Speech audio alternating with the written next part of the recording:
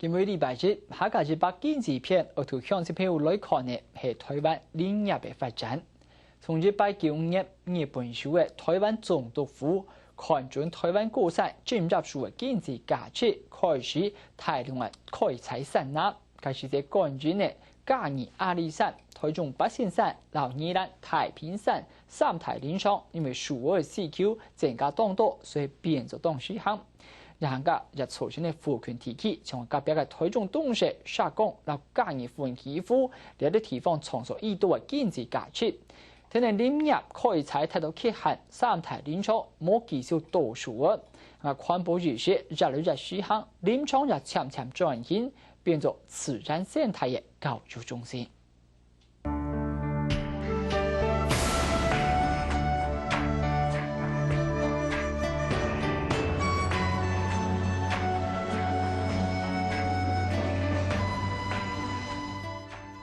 台灣高山接看得到嘅樹，像係ヒノキ、ベノキ呢啲針葉樹，到日本人統治台灣初期，1895年自設立民進區七三埔林務科，開始台灣嘅林業。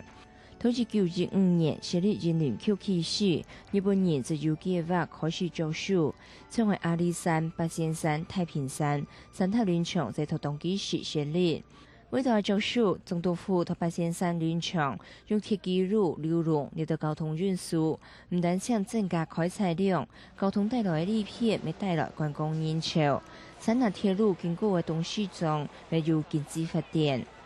到1927年，台灣日日新報頒嘅台灣百景票選，八仙山上個其他有名嘅景點，大體是喺日本暑假下台灣百景之一。民國76年啊，今晚到八仙山林場入去，因為花木呢非常嘅旺盛，尤其前年嘅人工到入去，所以有順便有雪啊，觀面學校到入去，本人工到入去修教育。另外，像宜蘭太平山林場，在用木馬路還有蹦蹦車做短途運輸，到平地只用來容器同塑料送到宜蘭鹽山。同期時嘅抗議為一屆帶一屆，變作幾千嘅工作權。到太平山做事嘅老員工，就算已經退休50年嘞，對同期時嘅情形還記得當清楚。太平山咧都日據時代都開發咧，啊佢以後啊，都嘅工作上面性質啦，要多數都伐木啊，伐木為主嗬。按個嘅幾多嘅要伐木族啦，嗬，要攝材族啦，運材族啦，按要客人咧嗬，要全族出去客人咧，安尼啦，工料啊，大家都會講食飯啦，嗬，浸住飲酒，出去工行嘅，但是也講嘅個講嘅咪開啲話。唔會同啦，唔係講1830會躺唔死咯。1982年，太平山某個種樹了後，林場嘅員工就溜小小搬走，咁啊全都一多年，因此唔盼得離開，留到當地。鏡頭來到阿里山林場，到1911年完成嘉義到阿里山嘅山下鐵路了後，就開始種樹。按到嘅客人都本基輔做事，嚟創造當地嘅經濟發展。我哋客人都係為鐵路、森林鐵路嚟斬樹嘅人才，遷到我哋客家人下度嚟，差唔多2/3嘅客家人都嚟會帶。當時我來嘅時候，你喺街路啊，比搶我哋200人，中午11點到12點啊，你喺行路啊，佔唔過，真鬧熱。真正阿里山同八仙山嘅樹，經過50年，實在作為已經作長嚟。到1963年，無個作樹了後，按照呢個情形咪看唔到咧。生態林場咪慢慢轉型做觀光功能。隨着歷史的潮流跟社會的需求林業呢逐漸在順應，尤其到民國78年呢，做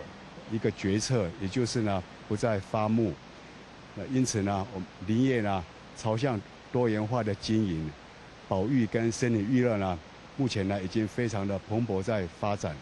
为了保护群毛极多的山呐，今年 APEC 提拔召开亚太地区联合普种及会议，初步共识包含建立偏重好预防通报机制，修复近来减少的山呐面积。最终的目的是让森林在吸碳、在固水、在保土的功能呢是达到最高，这个才是经营的目的。换句话说，经济效益不能够去违背刚才我们讲的那个固碳这个吸水护土这样的这个功能。头今年环境教育法实施了后，人际官方经营保留一道树的林场，只变做今后的教育中心。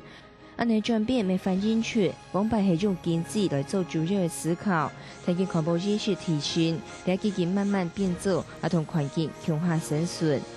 客家新闻王小康、刘文辉综合报道。